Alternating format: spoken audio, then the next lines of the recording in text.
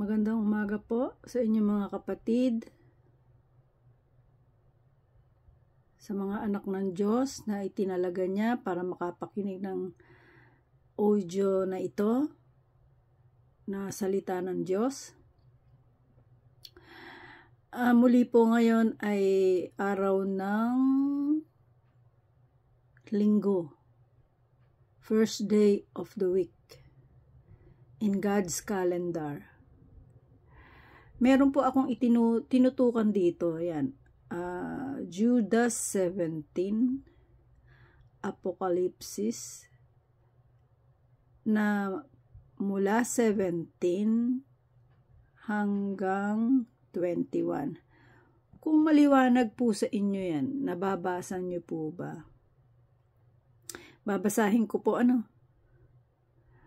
At kayo mga minamahal, alalahanin niyo ang mga sinasabi noon ng mga apostol ng ating Panginoong Hesukristo, kung papaanong sinasabi nila noon sa inyo sa mga huling araw ay magkakaroon ng mga manunuya na sumusunod sa sarili nilang pagnanasa sa di makadiyos na mga bagay.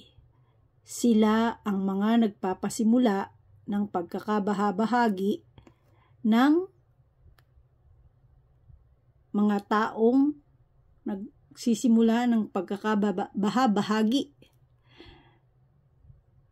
mga taong makahayop na walang espiritualidad. Pero kayo, mga minamahal, patibayin ninyo ang inyong kabanal-banalang mananampalataya. At manalangin kayo taglay ang banal na espiritu para mapanatili ninyo ang inyong sarili sa pag-ibig ng Diyos habang hinihintay ninyo ang awa ng ating Panginoong Hesukristo. Ayan po nasusulat po talaga.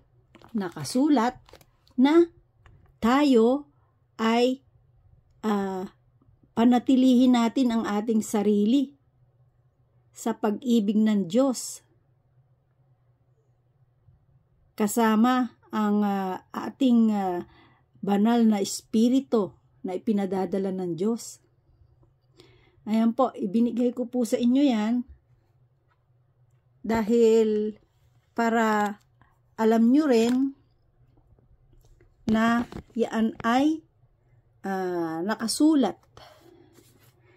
Nakasulat po yan na talagang kailangan natin. Kailangan natin siya dahil kailangan natin ang Diyos sa ating buhay. Kailangan natin ang ating Panginoong Hesukristo. Pero bago po tayo magsimula, kasi po, habang day off ako, samantalahin kong makapag-record ngayon ng karugtong o continuation ng Revelation para po makadami tayo na maintindihan natin sa Revelation ay meron tayo na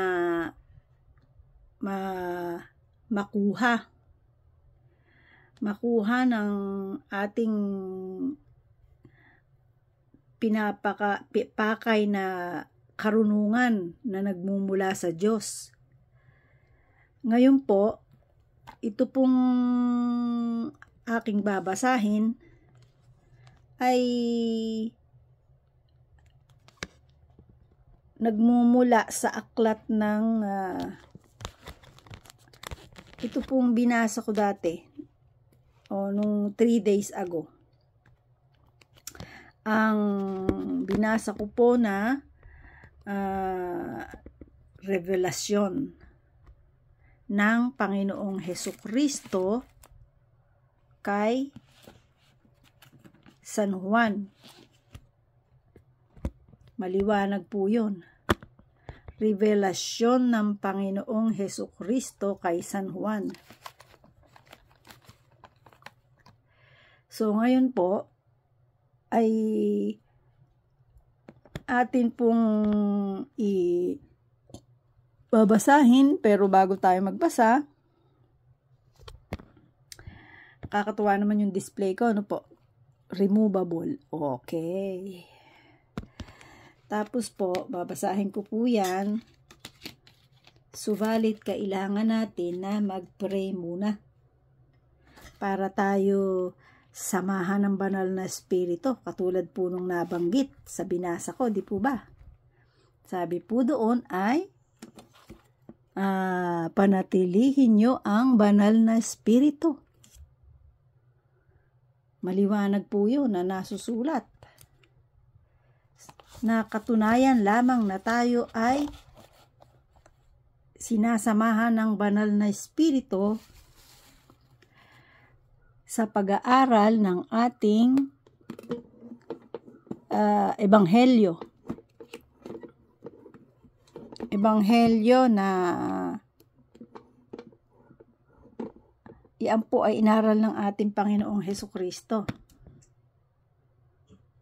Kaya po maliwanag na tayo ay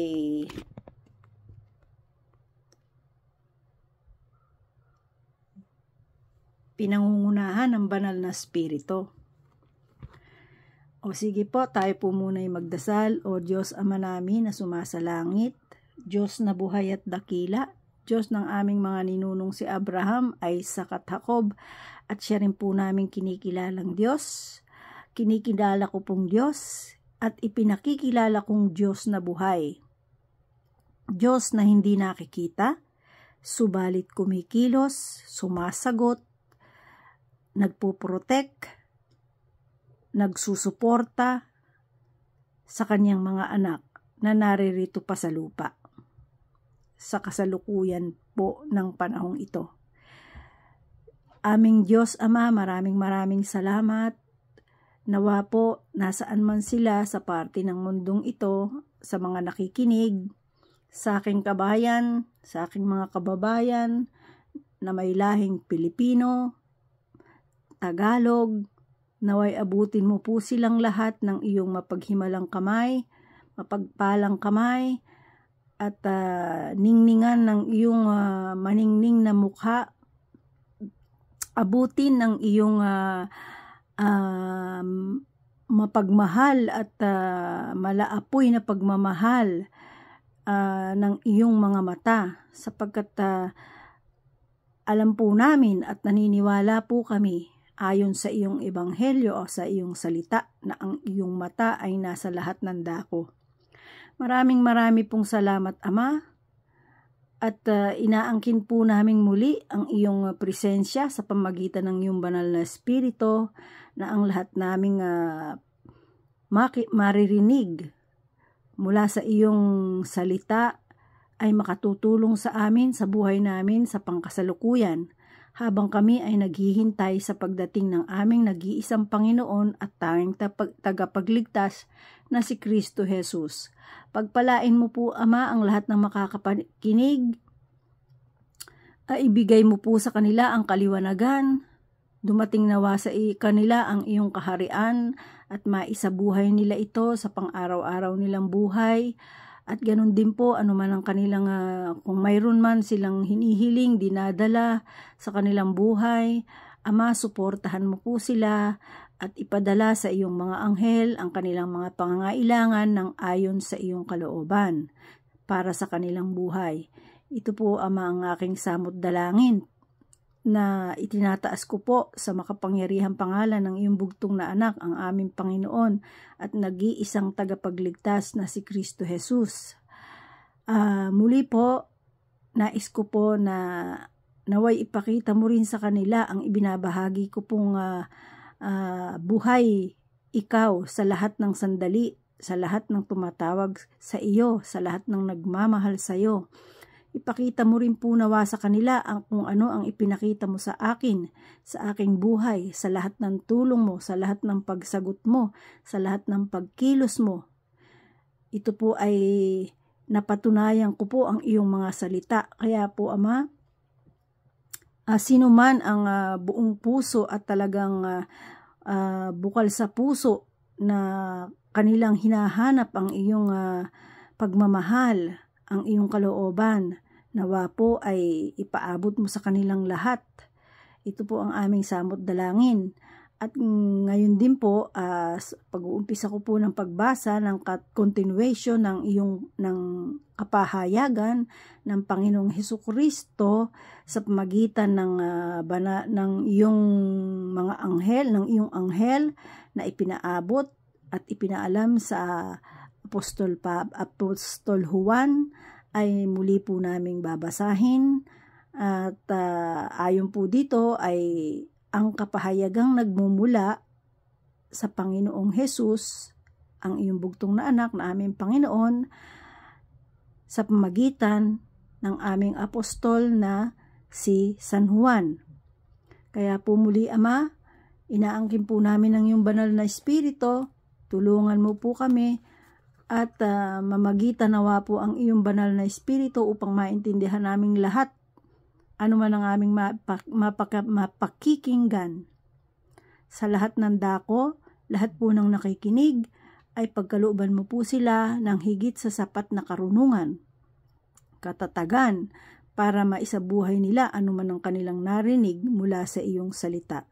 Sa iyong buhay na salita, kumikilos at nagpapatotoo sa buhay ng mga nagmamahal sa iyo. Maraming pong salamat, Ama.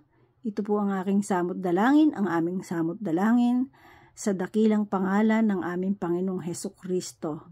All glory and honor, praise and thanksgiving is all yours forever and ever. Amen.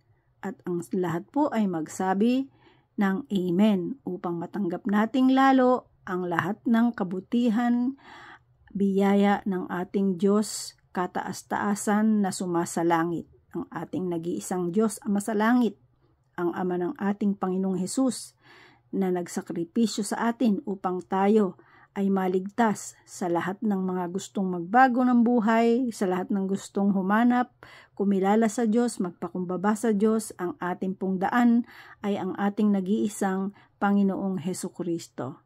Muli po, magandang umaga ng unang araw ng linggo sa kalendaryo ng Diyos. Sisimulan ko na po ang pagbasa.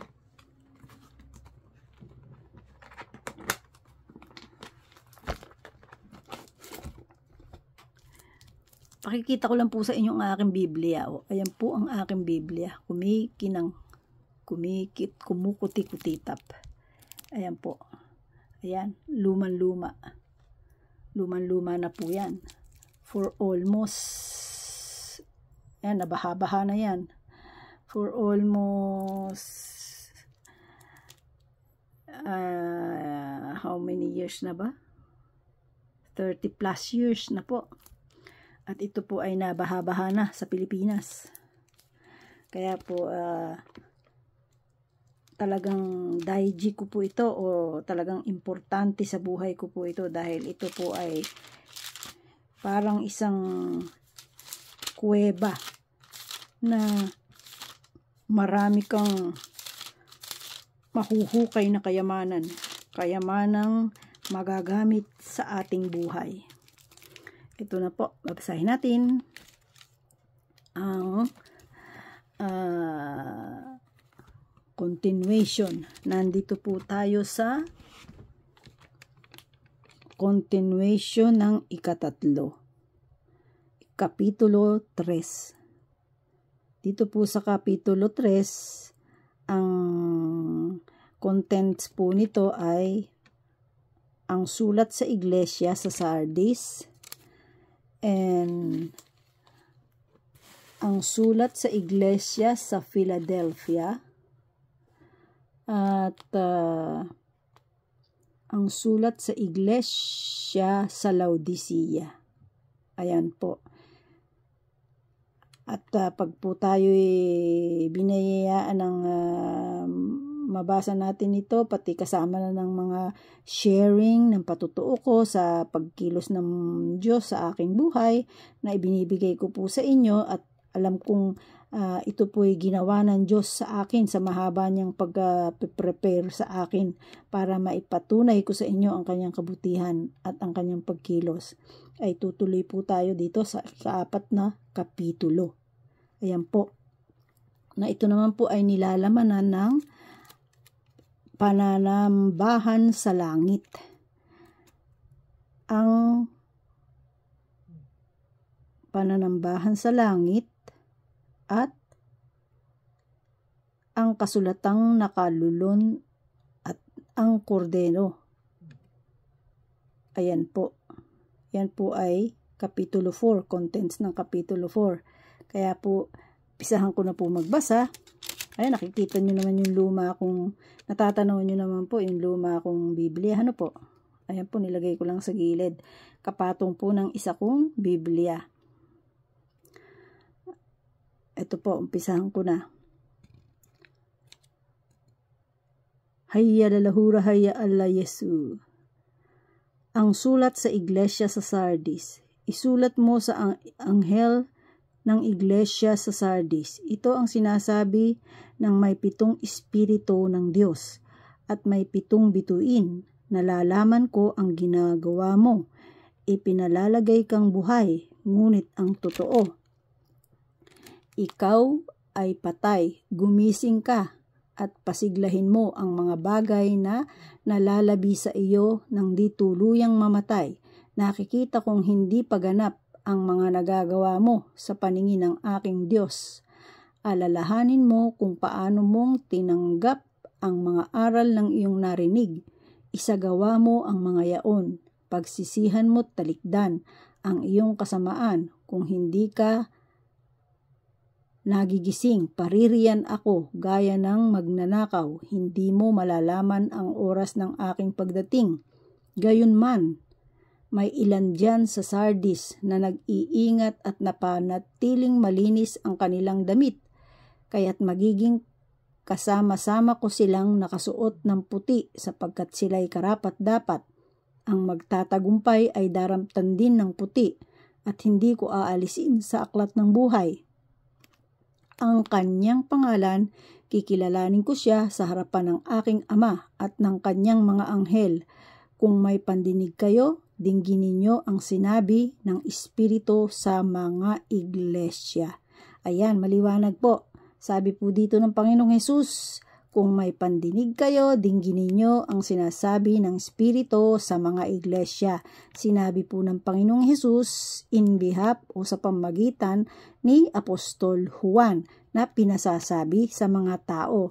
Dito po sa Revelasyon, bago dumating ang Panginoong Hesukristo, ipinasulat niya ito para tayong tao ay hindi ignorante o inosente na walang alam sa pagdating ng Panginoong Hesus at sa mga bagay na mangyayari bago siya dumating.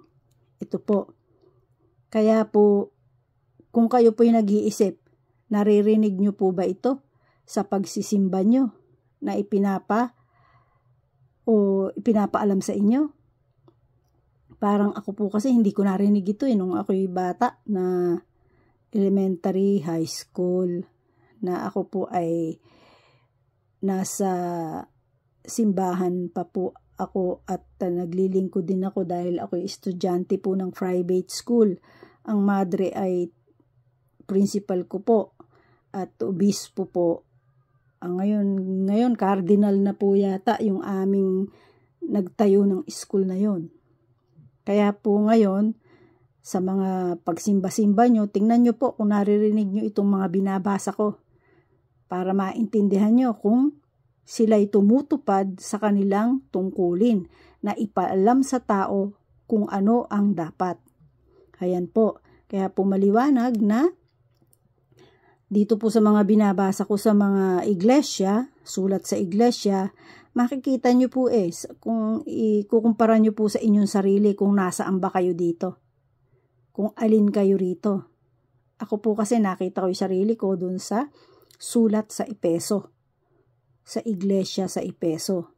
Kaya po maliwanag na maiintindihan natin ang buhay natin ngayon sa pag-aaral ng salita ng Diyos. Ayan po.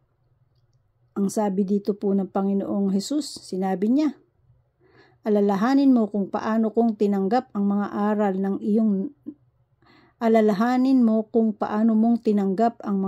na iyong narinig. Isagawa mo ang mga iyon, pagsisihan mo talikdan ang iyong kasamaan. O ayan po, di pa ba nakasulat? Kung hindi ka nagigising, ibig sabihin, kung hindi ka sumusunod o hindi mo tinatanggap, yun po yung nagigising kasi talinhaga. Ang mga tao lamang po na ginagabayan ng Espiritu ang makakaintindi nito. Yung mga taong tinawag para ipaalam ang mga ganitong bagay. Kaya po, hopefully, kayo rin po dumating ang araw na pag nalaman nyo itong mga ito, narinig nyo, ay maisi-share nyo rin po sa mga taong kilala nyo na kailangang makaalam. Kasi talagang yun po ang ating katungkulan bilang tao. Nakalagay rin po sa Biblia yan. Katungkulan natin na iparinig sa bawat tao sa kahit sa anong sitwasyon.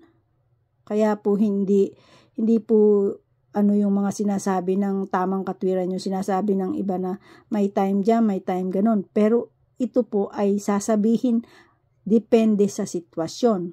Paano po kung ang kaibigan mo nagkakasala? Alam mo itong pinasasabi ng Panginoong Hesukristo. Ikaw po ba'y magsasawalang kibo na lang? Kasi nakalagay po dito sa Biblia, nasusulat dito. Kung hindi po ako nagkakamali, nasa Efesos siya o sa Galacia. Nakalagay po doon, paalalahanan mo ang iyong kapatid o ang iyong kapwa kung siya'y nagkakasala, at kung hindi mo siya paalalahanan at siya'y namatay na hindi nagsisisi, ay tatanungin ko sa kanya sa iyo ang kanyang buhay. Parang ang mangyayari ay parang iaano sa iyo ng Diyos na bakit hindi po inaralan. Pero kung inaralan mo naman po 1 o 2 beses, 5 beses, 7 beses, at talagang hindi nakinig, ay justify po yun sa Diyos. Hindi ka na niya sisisihin. Yun po ang nakalagay sa Biblia. Nakalagay po yan. Kaya ko po sinasabi sa inyo, dahil kaya kahit ano nga sabihin ng tao sa akin marami, halos lahat na nga na-encounter ko, naranasan ko, dahil pag may mga sitwasyon na talagang dapat kong sabihin, sinasabi ko. Naranasan ko na ring mura-murahin, lapastanganin, sabihan ng kung ano-ano dahil sa pagsasalita ng ebanghelyo ng Diyos, ng aral ng Panginoong Hesukristo. Pero salamat sa Panginoong Hesukristo dahil kumilos siya. Tinulungan niya ako na para bang masanay na ako. Kasi talagang hindi ina-accept ng mundo ang salita ng Diyos na tunay, ang katotohanang nagmumula sa Diyos. Kaya po ayan, nakalagay, kapag hindi nagbago, ay paririyan siya. Gaya ng magnanakaw, hindi mo malalaman ang oras ng aking pagdating. Ayan, di po ba? Maliwanag. O ngayon po, dito na po tayo sa sulat sa iglesia sa Philadelphia. Isulat mo sa anghel ng iglesia sa Philadelphia. Ito ang sinasabi ng banal na mapagkakatiwalaan. Siya na may hawak ng susi ni David, walang makapagsasara ng anumang buksan niya, at walang makapagbubukas ng anumang sarahan niya. Nalalaman ko ang iyong mga gawa. Alam kong kakaunti ang kakayahan mo, ngunit sinunod mo ang aking turo at naging tapat ka sa akin. Kaya't binuksan ko ang isang pinto sa harapan mo, at walang sino mang makapagsasara nito. Pakinggan mo, padudulugin ko sa iyo at payuyukurin sa harapan mo ang pangkat ni Satanas na nagsisinungaling at nagpapanggap na mga Hudyo upang malaman nilang iniibig kita sapagkat tinupad mo ang aking utos na magtiyaga. Iingatan naman kita pagdating ng panahon ng pagsubok sa lahat ng tao sa buong sanlibutan. Darating ako sa lalong madaling panahon. Ingatan mo ang mga katangiang nasa iyo upang hindi maagaw ni numan ang iyong korona. Ang magtatagumpay ay gagawin kong isang haligi sa templo ng aking Diyos at hindi na siya maaalis doon magpakailanman. Iuukit ko sa kanya ang pangalan ng aking Diyos at ang pangalan ng lungsod ng aking Diyos, ang bagong Jerusalem na bababa mula sa langit, buhat sa aking Diyos. Iuukit ko rin sa kanya ang aking bagong pangalan. Kung may pandinig kayo, dinggin ninyo ang sinasabi ng Espiritu sa mga iglesia. Ay, kasarap po nito oh. Itong ang sulat sa iglesia sa Philadelphia. Oh, nakalagay dyan. Talagang kung pagsisikapan mo, bubuksan ng Panginoong Hesus ang isang pinto na walang sino mang makapagsasara. Tapos, ang pangako niya dito, ang magtatagumpay ay gagawin kong isang haligi sa templo ng aking Diyos at hindi na siya maaalis doon magpakailanman. Ay, kasarap. Ang sarap po doon na. Ang ganda doon na. Magpuri sa Diyos. Ako po yung matagal ko nang hinahanap yung tunay na pagpupuri sa Diyos. Yung magbibigay ka ng lugod sa Diyos Ama sa langit. Hanggang ngayon, nasa puso ko po yun. Pero hanggang ngayon, wala po kasi ako nakikitang ganun ang ginagawa. Kaya po, loobin nawa ng Diyos, dumating ang panahon na yun, sa langit, ay pupuri tayo ng banal, makatotohanan, at tunay na may pagmamahal.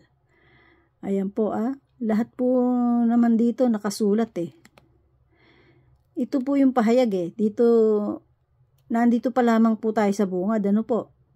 Nasa 3 pa lang tayo. Kaya napakaganda po nito Hanggang katapusan po ng pahayag na to, napakaganda lang lahat ng nakalaman dito. Dito po natin malalaman ang lahat ng dumarating sa buhay natin at lahat ng mangyayari at lahat ng nangyayari. Kaya po, stay lang po kayo sa pakikinig ng pagbasa ko at sigurado po na binibigyan nyo ng pagpapahalaga, pagpupuri, pagluluwalhati ang ating Ama sa Langit at ang ating Panginoong Hesukristo. Kaya po, continue na po tayo dito. Dito po sa binasa ko na ang sabi niya dito darating ako sa lalong madaling panahon. Ingatan mo ang mga katangi ang nasa iyo upang hindi maagaw ni numan ang iyong korona. Ibig po kasi sabihin dyan kaya sinabing ingatan mo upang hindi maagaw sa iyo ang iyong korona. Huwag kang bibitaw sa Panginoong Hesus. Kapag itinalaga ka na niya, magsikap ka. Huwag kang bibitaw. Para nga naman, kasi pag bumitaw ka, ay baka mapunta sa iba. Ganun po ang ibig sabihin dito. Ayan maliwanag po Darating ako sa lalong madaling panahon, ingatan mo ang mga katangi ang nasa iyo upang hindi maagaw ni numan ang iyong korona. Ang magtatagumpay ay gagawin kong isang haligi sa templo ng aking Diyos.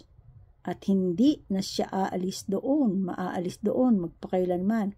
Iukit ko sa kanya ang pangalan ng aking Diyos at ang pangalan ng lungsod ng aking Diyos. Ang bagong Jerusalem na bababa mula sa langit. Ayan, meron na po tayo nakitang isa. Ito po, pag nawala ang mundo natin, may bagong bababa po kasi na inihanda ng Panginoong Hesus na sinabi niya noon na mauuna siyang umakyat, bumalik sa Ama, sinabi niya sa mga apostol dahil siya ay maghahanda. Ito po yun, ang bagong Jerusalem na bababa mula sa langit buhat sa aking Diyos. Iuukit ko rin sa Kanya ang aking bagong pangalan. Kung may pandinig kayo, dinggin ninyo ang sinasabi ng Espiritu sa mga iglesia. Kasi po alam nyo po, ito po, totoo po yung sinabi ng Panginoong Hesus na susulat dito Kasi sinabi niya yan Siya ang nagsalita niyan mismo sa mga apostol. Sinabi niya yan, mangunguna ako sa inyo at ihahanda ko ang lahat ng inyong paroroonan.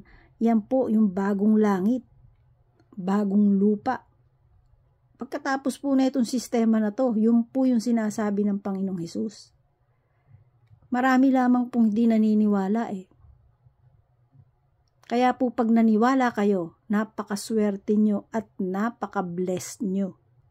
Ibig sabihin, binuksan ng Diyos ang inyong mga mata sa katotohanan, binuksan ang mata ng inyong puso at ang inyong pakiramdam para sa katotohanan ng Diyos. Kaya po, dapat tayo magpuri sa Diyos at magpasalamat dahil ipinaalam sa atin ang katotohanan. Yan po yun. Kaya po sinabing mapalad ang mga bumabasa, ang mga sumusunod at ang mga tumutupad nito. Di po ba tatlo yung sinabi ko? Natatandaan niyo po yun sa 1 and 2 na pahayag. Kapitulo 1 and 2. Dito na po tayo sa ang sulat sa Iglesia Laodicea. Isulat mo sa anghel ng Iglesia sa Laodicea. Ito ang sinasabi niya na ang pangalan ay Amen. Alam niyo po yung ang pangalan ay Amen. Kaya po ba di ba pag may sinasabi tayo na banal ng Diyos, Amen. May sumasagot po ganun Ibig po sabihin nyo, naniniwala tayo, totoo. Yun po yun na talagang ang sinasabi ng tamang pagbigkas ng Amen. Huwag po kayong sa mga internet, ang dami ko po nakikita ko po sa internet, sa mga kung saan-saan Facebook, kung saan-saan na nakalagay. Nag-upload ng kung ano-anong hindi magagandang pangyayari, tapos umamen ng umamen. Hindi nyo po ba alam na sa inyo mangyayari yun? Pag kayo ay amen ng walang basihan, hindi po tama yung ang amen po. Ginagamit yan sa tamang paggamit. Nakikita ko po, kaya kahit yung mga pamangkin ko, pinagbabawalan ko. May nakikita kong nag-upload ng mga batang kawawa ang itsura bago magko-comment ng amen. Naku, pinagsasabihan ko po dahil hindi po tama yun. Ayan po naintindihan nyo po, ang pagsabi ng amen ay yung tumutukoy na inaangking nyo, tinatanggap nyo. Pag halimbawa may aksidenteng na sinabi, yan, i-upload mo yan. Tapos nakalagay pa doon, ang hindi umamen, ganito. Tingnan nyo po yung panlilin lang ng kaaway. Panlilin lang po ng gawa ng masamang espiritu yun. Panlilin lang ni Satanas yun sa mga tao. Tapos kayo naman, amen kayo. Mga tao doon, nakikita ko po, amen ng amen. Hindi naman tama. Yan po, kaya po tayo pinagbabasa ng Biblia, kaya po tayo pinababasa. Yung po ang talagang isa sa reason doon, kaya tayo pinababasa para hindi tayo madaya ng mga nanlilinlang sa mundo. Ayan po. Ito. Ito ang sinasabi niya na ang pangalan ay Amen. Ang matapat at tunay na saksi at siyang pinagsimulan ng lahat ng nilalang ng Diyos. Nalalaman ko ang mga ginawa mo, ang alam kong hindi ka malamig ni mainit. Maano mo sanang malamig ka o mainit? Maano sanang malamig ka o mainit? Ngunit dahil sa ikaw ay malahininga, hindi mainit ni malamig, isusuka kita. Sasabihin mo, ako'y mayaman. Dito mo muna tayo, hanggang dito po tayo sa isusuka kita. Yung nakalagay po dito, nalalaman ko ang mga ginawa mo, alam kong hindi ka malamig ni mainit, maano sanang malamig ka o mainit, ngunit dahil sa ikaw ay malahininga, hindi mainit ni malamig, isusuka kita. Ibig po sabihin nun na yung nakikinig ka ng Diyos, ng ebanghelyo ng Diyos o salita ng Diyos. Sa una, kasi may problema ka, nakikinig ka. Tapos pag hindi mo na narinig, natapos na yung problema mo, pinagbigyan ka na, natupad na, nakalimutan mo na uli. Ayaw mo na uling makinig. Pag may problema ka na naman, saka ka uli makikinig. Yun po yung ibig sabihin dito. Ano po ang sabi ng ating Panginoong Hesus doon? Dapat sabihin mo kung ayaw mo na. At sabihin mo rin kung gusto mo. Parang sabihin mo na, pag may nagtatanong sa'yo, sasama ka ba? O hindi lamang isasagot mo. Pag sinabi mong hindi ko alam, ganun yun sinasabi po dito na parang hindi ka mainit o hindi ka malamig. Kaya dapat sabihin mo, hindi ako sasama. Ganun. Katulad dito, pag talaga makikinig ka, makinig ka. Pero kung talaga ayaw mo na makinig, huwag ka lang makinig. Hindi yung pag kung kailan ka lang may problema, saka ka lang makikinig, tapos wala na naman, balik ka na naman sa dati. Ganun po ito. Kaya po ang sabi dito, hindi mainit ni malamig, isusuka kita. Sasabihin mo ako'y mayaman at sagana sa lahat ng bagay, ngunit hindi mo nalalamang ikaw ay abang-aba, kahabag-habag, maralita, hubad at bulag. Kaya nga ipinapayo kong bumili ka sa akin ng dinalisay na ginto, upang ikaw ay maging tunay na mayaman. Bumili ka rin ng puting damit upang matakpan ang nakakahiya mong kahubaran, at ng gamot sa mata nang ikaw ay makakita. Tinuturuan ko't sinusupil ang lahat ng aking iniibig. Ayan po, maliwanag, di ba? Dito po sa salita dito, prangkahan po ito Yung iba ayaw nang makarinig ng pinaprangka, nagagalit. Gaso, akala nila kasi po, pag kilala mo ang Diyos, hindi ka na pwedeng magsalita ng ganito. Ay pamamarangka po na nasa katotohanan para magising. Yun po ang katotohanan doon. Kaya nga, ipinapayo ko sa iyong bumili ka sa akin ng dinalisay na ginto upang ikaw ay maging tunay na mayaman. Bumili ka rin ng puting damit upang matakpan ang nakakahiya mong kahubaran, at ng gamot sa mata nang ikaw ay makakita. Wala naman pong masama dito Pero pag narinig ito ng iba, maraming nangingialam ka, ganyan-ganyan, ay na-encounter ko na po ito Tinuturuan ko't sinusupil ang lahat ng aking iniibig. Yun po ang talagang katotohanan doon.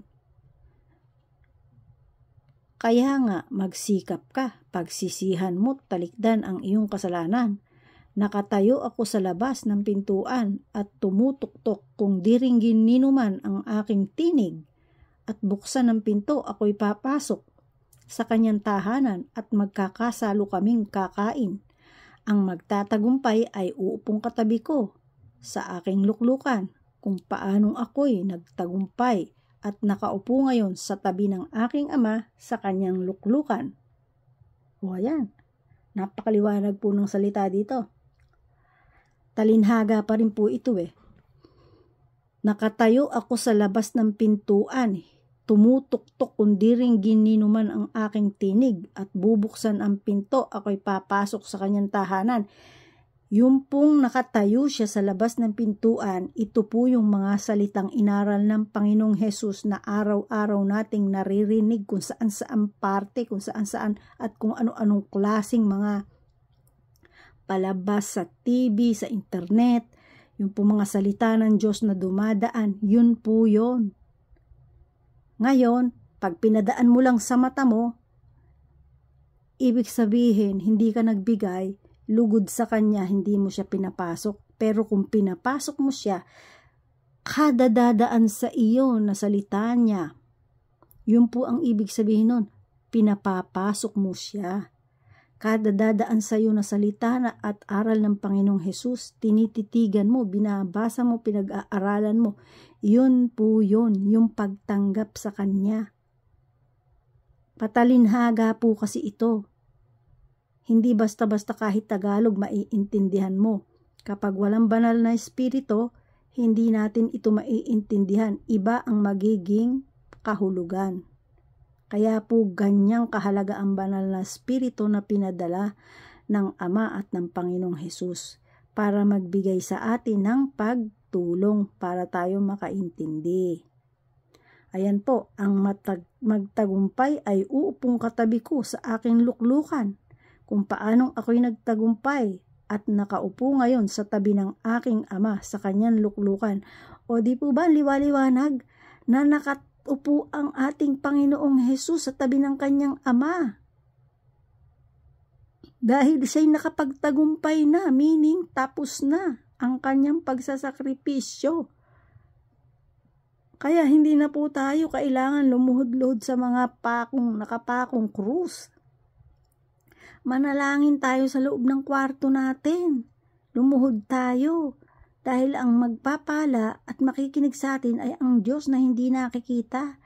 At itataas natin ang ating kada panalangin sa pangalan ng ating Panginoong Hesus. Ganun po. Hindi po tayo kailangan pumasok sa kung saan saang simbahan o kung ano-ano mang establishmento na may mga rebulto, tapos tayo mananalangin, magluluhod doon, tapos ay ito po manawaliwanag. Ang magtatagumpay ay uupong katabi ko sa aking luklukan kung paanong ako'y nagtagumpay. O di ba past tense yun? Kung paanong ako'y nagtagumpay.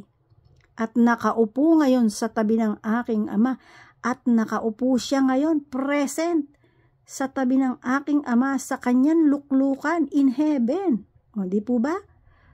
O, ito po ang lagi niyang binabanggit. Kung may pandinig kayo, dinggin ninyo ang sinasabi ng Espiritu sa mga iglesia. O ayan. Di po ba maliwanag na maliwanag? Ngayon po, hindi po ako galing sa trabaho. Ako po day off kahapon. Kaya maliwanag din yung pagbasa ko. At saka medyo hindi ako nagkakandabulol-bulol. Kasi pag ako puyat, iniisip ko pa yung sasalitain ko, yung Tagalog ba, English. Kaya kung napapansin nyo po, may time na English lumalabas, may time na Hapon, may time na Tagalog, di ba? Kasi magdamag akong walang tulog galing sa trabaho. Ganon po ako nagsisikap kung paano ako makapaglilingkod sa ating Diyos para sa aking kapwa. Para makita nila ang tunay na kapangyarihan at presensya at ang pagmamahal ng Diyos na sumasalangit.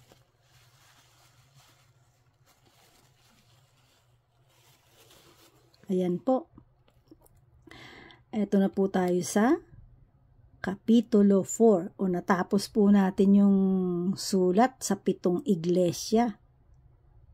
Nakada 7 iglesia, kung natatandaan nyo, binanggit ko, kada isang iglesia may isang anghel. Yung po yung bituin na lumalabas na sa kahulugan na sa tunay ay anghel. So meaning, ang bawat isang iglesia ay may anghel na nagbabantay. Ito po yung mga iglesia na nabanggit dito. Ang Laodicea, Philadelphia, Sardis, Pergamo, Esmirna, Efeso. Yan po, 7 yan. 7-7. Kaya po tatandaan nyo ha, ang favorite na number ng ating Diyos Ama sa langit ay 7-7. At alam nyo po kung ano ibig sabihin ng 7. 7 ilawang kandilang ginto na may 7 bituin na nasa kamay ng ating Panginoong Hesukristo na siya ay sa ngayon ay nasa langit. Yun po. At yung bawat iglesia na yon nasa lupa. At ang bawat iglesia na ito, although siya ay sa Jerusalem or sa parte ng Jerusalem, pero ito pong bawat iglesia na ito ay meron po sa bawat bansa. Kumbaga, continuation yun, kaduktong, connected. Kaya po kung nasaan kayo, hanapin nyo po yung mga iglesia na merong talagang sumusunod sa Diyos, sumusunod sa patakaran ng Diyos, at sumusunod sa pamamaraan ng Diyos. Kaya po sinasabing tayo'y magbasa para maintindihan natin at maalaman natin ang mga iglesyang tunay. Ayan po. Dito na po tayo sa Kapitulo 4. Kapitulo 4. Pananambahan sa langit. Pagkatapos nito, ibang pangitain naman ang aking nasaksihan. Ayan, ibang pangitain naman daw po ang nasaksihan ng ating Apostol Pablo. Nakita ko sa langit ang isang bukas na pinto at muli kong narinig ang tinig na gaya ng isang trumpeta na ang sabi, "Umakyat ka rito at ipakikita ko sa iyo ang darating sa mga pangyayari." O yan, maliwanag po ipakikita ko sa iyo ang mga darating na mga pangyayari. Katunayan na itong ebanghelyong binabasa ko po ngayon sa inyo ay ito ang talagang darating. Kumbaga ito ay pauna sa atin para tayo hindi tayo ignorante sa mga pangyayari at hindi rin tayo hindi po tayo nag-aalala kasi pag alam natin itong mga sinabi ng Panginoong Hesukristo, magkakaroon tayo ng kapayapaan sa puso Hindi yung kada makita nating pangyayari sa mundo, nasasyak na tayo. Yun po ang isang magandang gift, regalo ng sumasa Diyos, kapayapaan sa puso. Ayan po, tatandaan nyo yan Ito po ang sabi, walang ano-ano'y kinasihan ako ng Espiritu at nakita ko sa langit ang isang trono at ang nakaluklok doon. Ang mukha niya'y maningning na gaya ng mahalagang batong haspe at kornalina. May isang bahagharing kakulay ng esmeralda. Sa palibot ng trono, nakapaligid dito ang 24 pang trono na nakaluklok doon. Ang 24 na matatanda, puti ang kanilang kasuotan at may koronang ginto. Ang bawat isa mula sa trono'y gumuguhit ang kidlat, kasabay ang malalakas na ugong at nakakatulig na kulog. May 7 nagniningas na sulo sa harap ng trono. Ito ang 7 espiritu ng Diyos sa harap ng trono. May tila dagat na salaming sinlinaw ng kristal. Nakapaligid sa trono ang bawat panig nito. Ang 4 na nilalang na buhay na punong-puno ng mga mata sa harap at likod, katulad ng leon. Ang unang nilalang na buhay, katulad naman ng baka. Ang pangalawa, may mukhang katulad ng tao. Ang pangatlo, at katulad ng agilang lumilipad. Ang pang-4, tig-6 na pakpak ang 4 na nilalang na buhay, at tadtad ng mga mata ang bawat isa. Sa loob at labas, walang tigil ang pag-awit nila, araw-gabi. Banal, banal, banal, Panginoong Diyos na makapangyarihan sa lahat, ang Diyos sa nakaraan, sa kasalukuyan, at siyang darating. At habang umaawit sila ng papuri, parangal at pasasalamat sa nakaluklok sa trono, ang nabubuhay magpakailanman, ang 24 na matatanda na may nagpapatira pa sa harap ng trono, at sinasamba ang nakaluklok doon, ang nabubuhay magpakailanman. Inialay nila ang kanilang korona sa harap ng trono at sinasabing, "Aming Panginoon at Diyos, karapat dapat kang tumanggap ng papuri, paggalang at kapangyarihan, pagkat ikaw ang lumalang sa lahat ng bagay, at ayon sa iyong kagustuhan sila'y nilalang mo at pinananatili." Ayun, ito po, Kapitulo 4 po ito.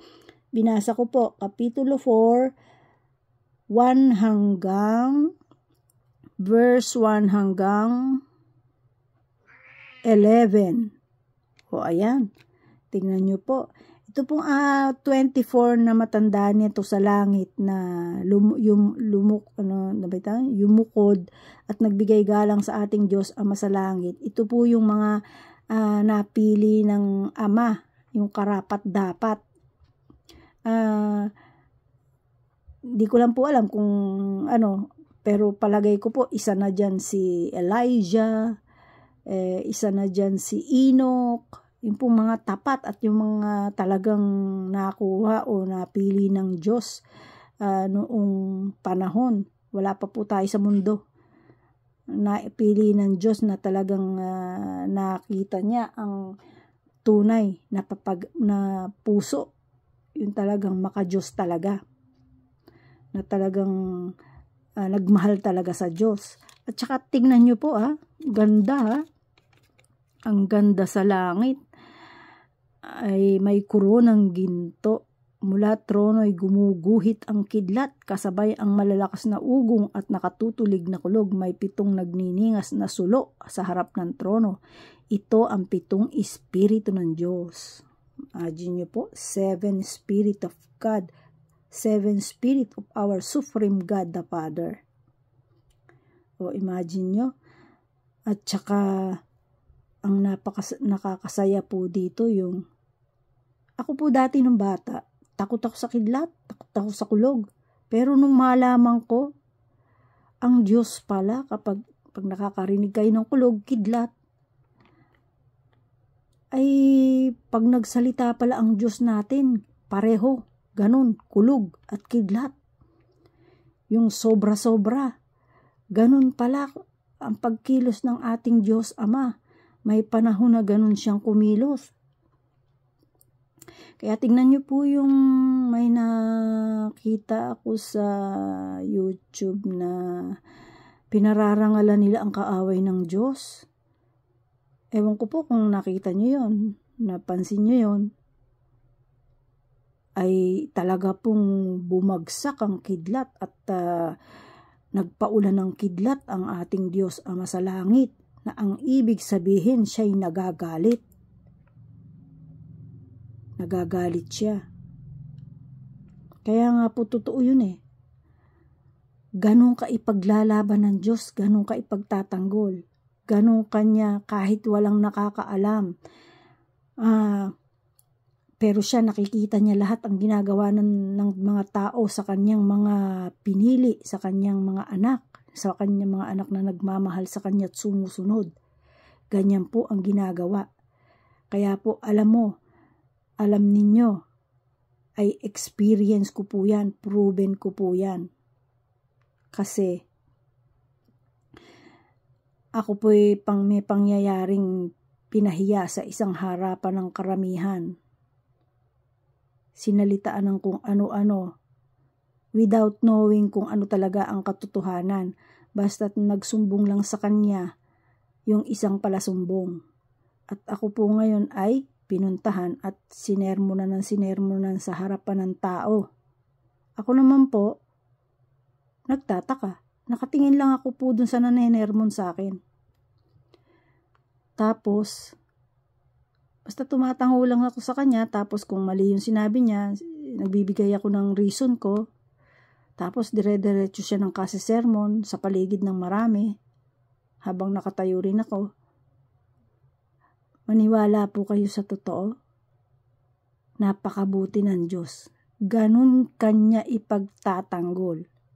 Alam mo po, yung pong taong yon, after 2 months, tinamaan ng kidlat. Wala pa po yatang 2 months o 1 month. Ako rin po, shock din po ako. Tapos nung maalaman ko, nagulat ako. Tapos naalala ko yung pangyayari sa amin. Wala pa yata pong 1 buwan yun Yung ginanong-ganon ako. Kaya doon ko po nakita kung paano ka mahalin ng Diyos. Kung paano kanya ipagtanggol.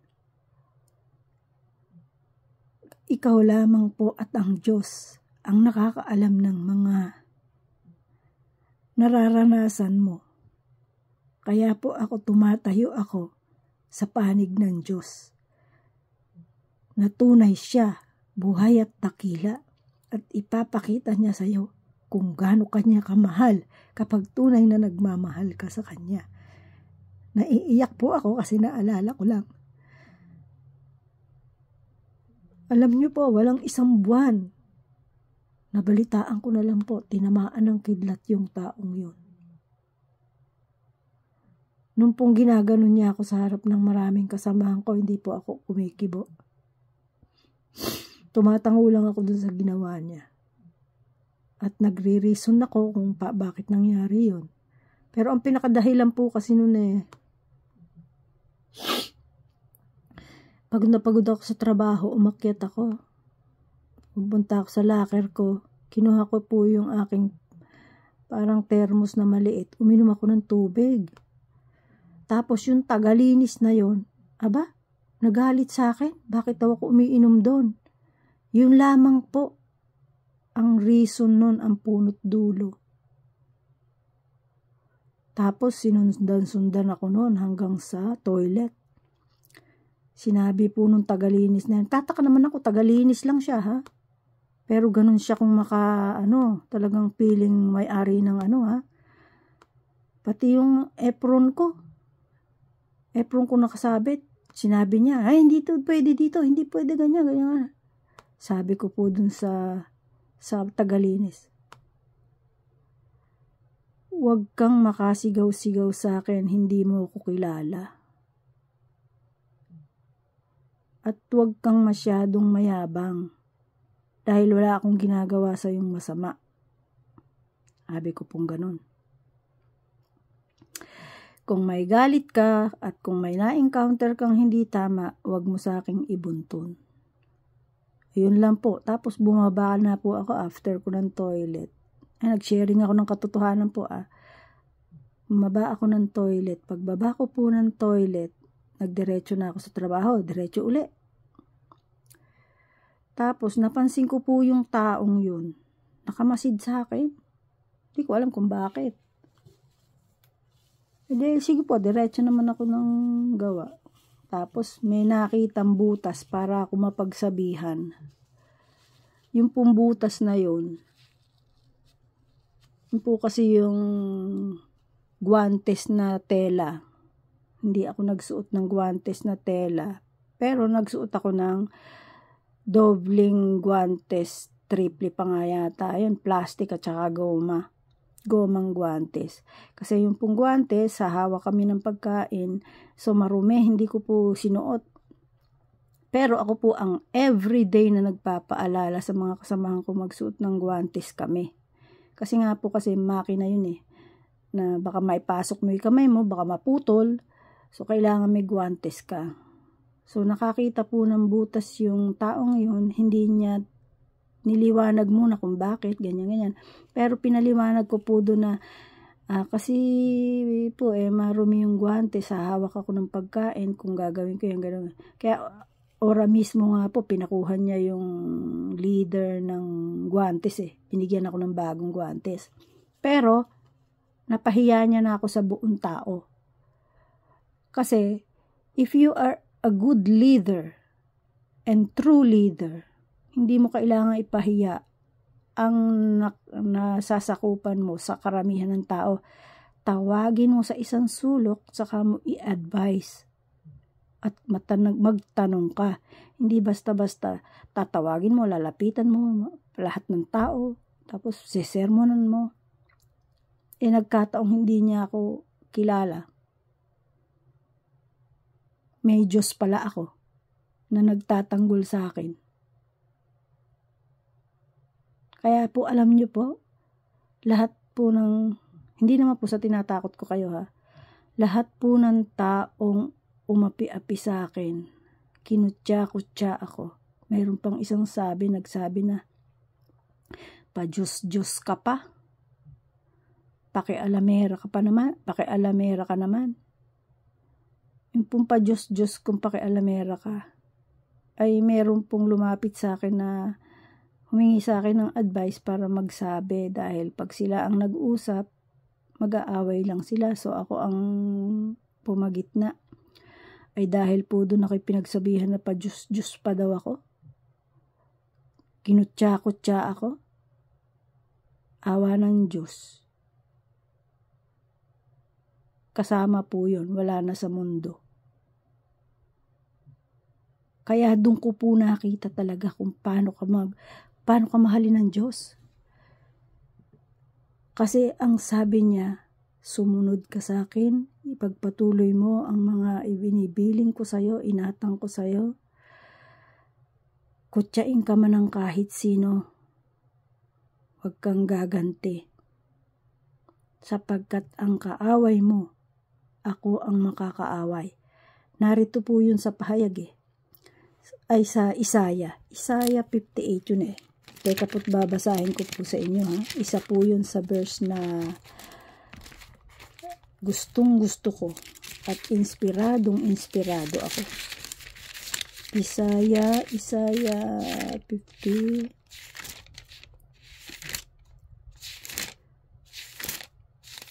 Kaya po ako lalong lumakas po ako na dahil naging matatag ako kahit ako'y kutya-kutyain, alipurain, siraan, kung ano-ano para panghinaan ako.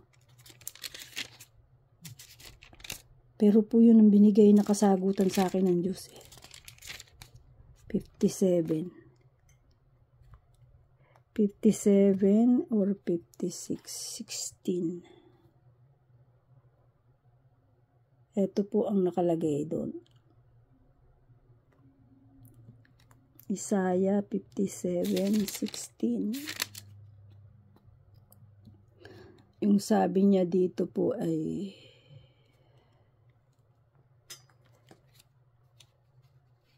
pangako ng Diyos, tulong sa pagpapagaling. 54, 55.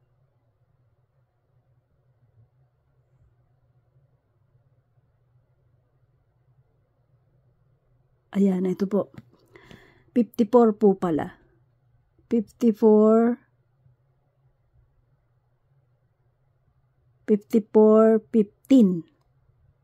hanggang 17. Nakalagay po dito. Kung may lumusob sa iyo, yaoy di ko pahintulot, ngunit mabibigo ang sino mang sa iyo ay lumaban.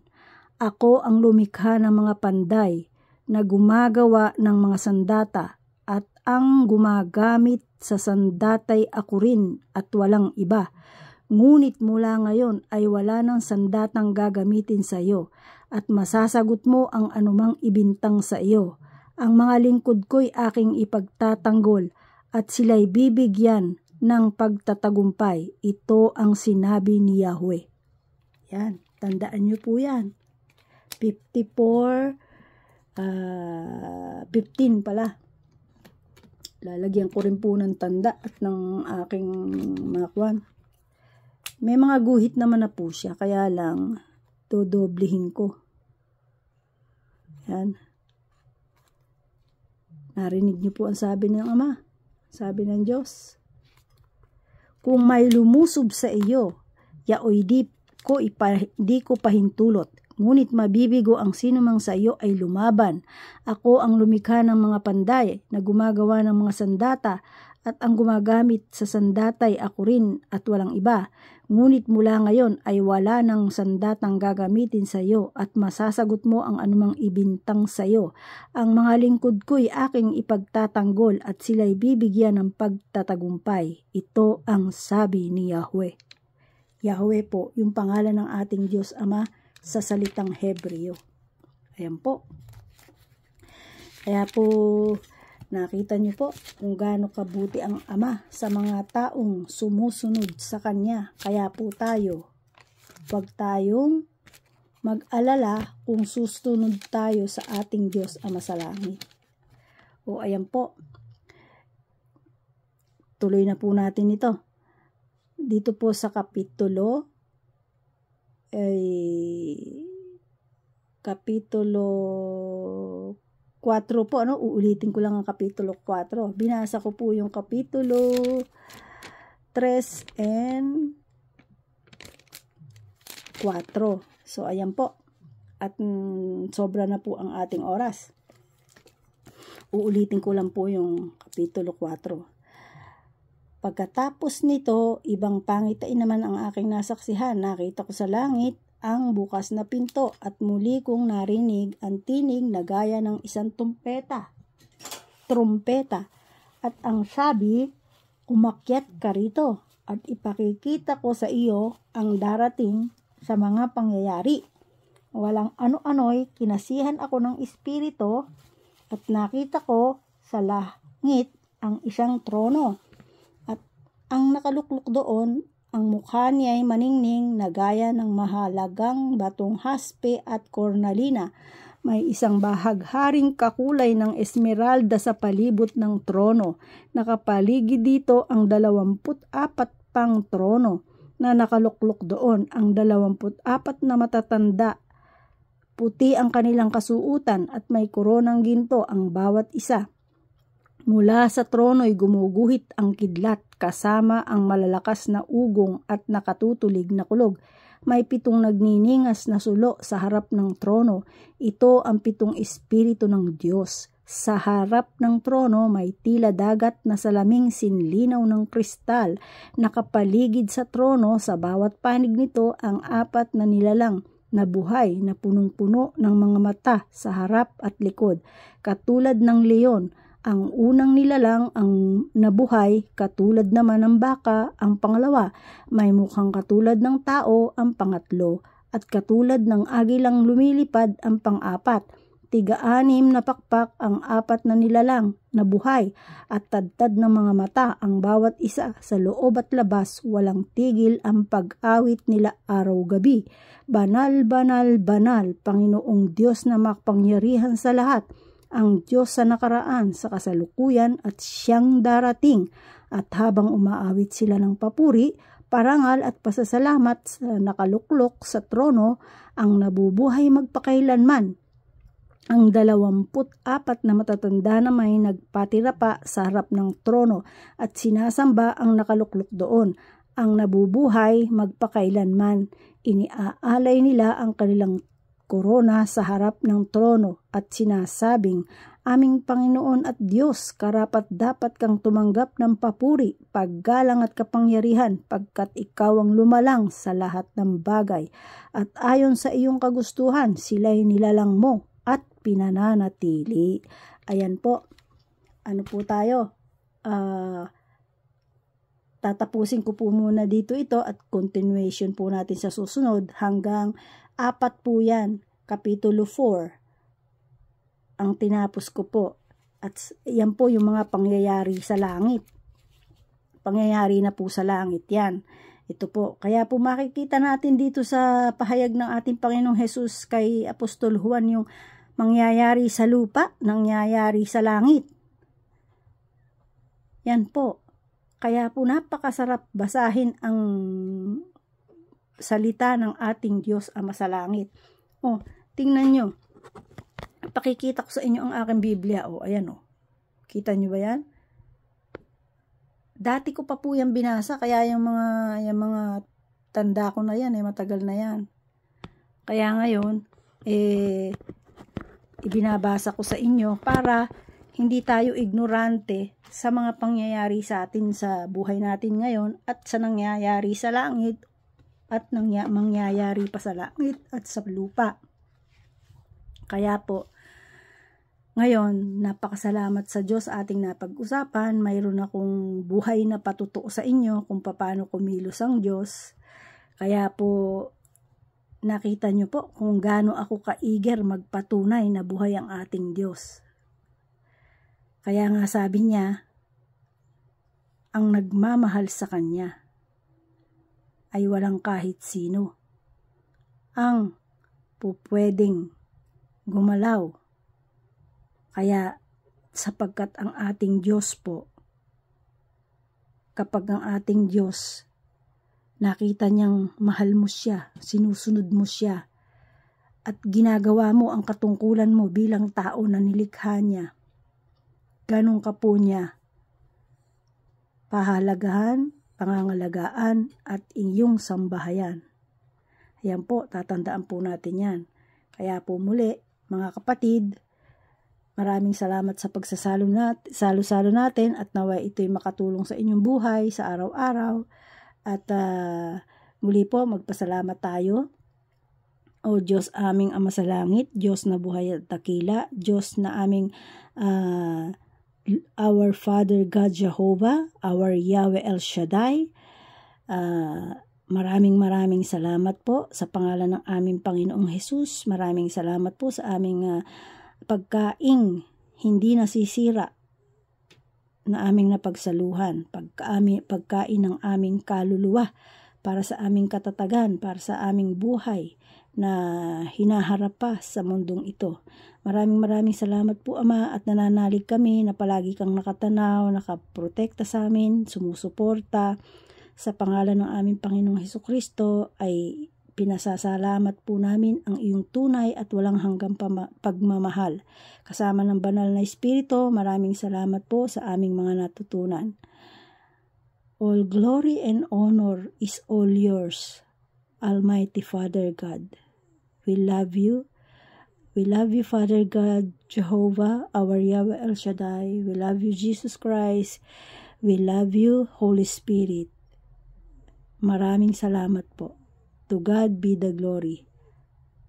Kaya po mga kapatid, hanggang sa muli. Bye-bye. Salamat po sa pakikinig at naway tayo'y nakakain ng napakasarap na pagkain. Salamat po at muli magandang araw.